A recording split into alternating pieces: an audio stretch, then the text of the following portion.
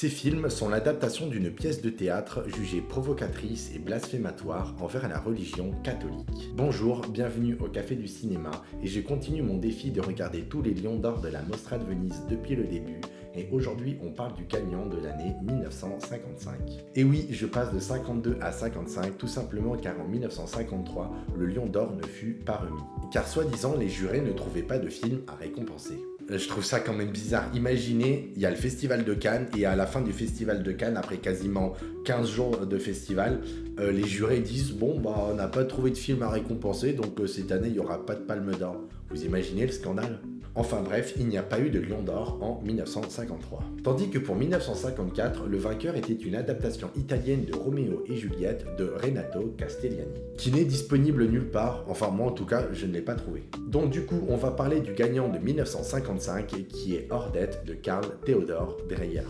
Ordette raconte l'histoire d'une famille de fermiers très religieuses qui vont faire face à plusieurs événements qui vont mettre leur foi à l'épreuve. Alors cette critique sera un petit peu spéciale, car si vous avez bien entendu au début, je n'ai pas dit ce film est l'adaptation d'une pièce de théâtre, mais bien ces films. Car oui, le film est l'adaptation de la pièce Ordette du pasteur Kaj Munk, et il y a eu deux adaptations de cette pièce, une suédoise et une danoise. Et c'est l'adaptation danoise qui a remporté le Lion d'Or. Donc dans cette vidéo, je vais faire des comparaisons entre ces deux films et je vous dirai lequel des deux j'ai préféré, et la réponse pourrait vous surprendre.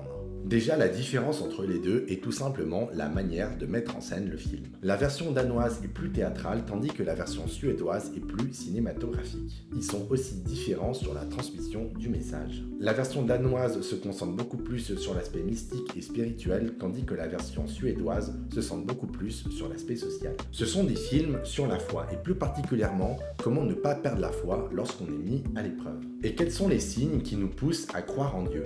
Comment croire en quelque chose que l'on ne voit pas ?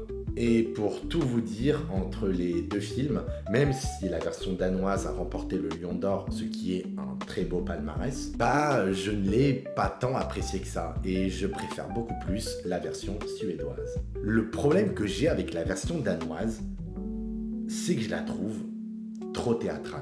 Comment vous expliquer ? En fait, j'ai l'impression, quand je vois le film, de ne pas voir un film, mais une captation d'une pièce de théâtre. Et même au niveau des jeux d'acteurs, on dirait trop que c'est du théâtre, leurs jeux sont trop monotones. Par exemple, dans le film suédois, le père de famille part dans des coups de folie qui sont vraiment bien joués. Et dans l'histoire, il y a le personnage de Johannes.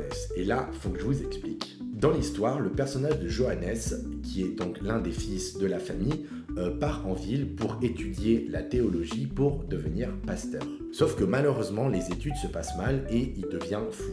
Et dans sa folie, il se prend pour Jésus-Christ. Et je suis désolé, peut-être que ça va énerver les gens qui connaissent le film et plus particulièrement les deux films, mais la version suédoise de Johannes est beaucoup mieux que la version danoise. L'acteur qui joue Johannes dans la version suédoise a un jeu d'acteur au niveau de la folie qui est vraiment extraordinaire et ultra flippant. Sans déconner, chaque apparition de Johannes dans la version suédoise est plus glauque les unes que les autres. Vraiment, je vous conseille de regarder la version suédoise juste pour ça. La folie se ressent dans ses yeux et même l'éclairage qui l'accompagne dans chaque scène renforce ce sentiment d'angoisse. Mais même au niveau de la fin, que bien sûr je ne vais pas spoiler, mais en fait à la fin il se passe un grand événement et je trouve que la mise en scène de cet événement est mieux aboutie dans la version suédoise que dans la version danoise. Alors je le répète, mais je pense que pour les personnes qui connaissent les deux films et qui les ont vus, je pense que ça va en énerver certains. Car quand je regarde les critiques, la version danoise est beaucoup plus restée dans les mémoires, tandis que la version suédoise est un petit peu tombée dans l'oubli. Car vraiment, quasiment toutes les critiques disent que la version danoise est bien meilleure que la version suédoise. Et je ne suis pas du tout d'accord avec ces critiques. Après, pour ma part, je n'ai ni lu ni vu la pièce de théâtre originale. Alors peut-être que oui, la version danoise est peut-être plus fidèle et plus représentatif de ce qu'est la pièce originale. Mais bon, pour ma part, je suis désolé, j'ai devant moi deux films qui ont la même histoire, une suédoise et une danoise, et moi, je suis désolé, mais je préfère la version suédoise.